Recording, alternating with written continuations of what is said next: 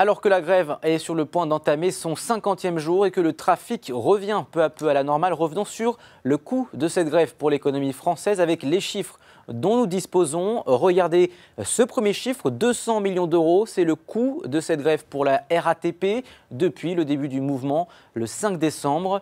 La SNCF de son côté avance le chiffre de 850 millions d'euros. Et d'après le PDG de l'entreprise, eh bien, les pertes pourraient dépasser la barre du milliard. Qu'est-ce que cela représente? Eh bien, pour l'entreprise, c'est un 33e de son chiffre d'affaires de 2018 qui était de 33 milliards d'euros.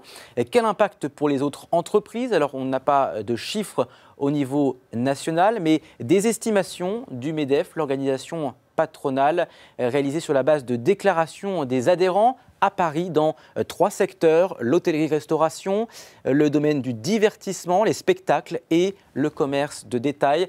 La baisse du chiffre d'affaires à Paris donc serait comprise entre 25 et 30%. Il y a donc le coût direct comme des frais de transport ou d'hôtel réservés à l'improviste et puis le coût indirect qui est lié à l'activité économique et qui est plus difficile à mesurer pour l'heure. Quant à l'impact sur le tourisme, eh bien, regardez ce chiffre, cette estimation publiée le 16 janvier par le Groupement national des indépendants qui rassemble hôteliers et restaurateurs.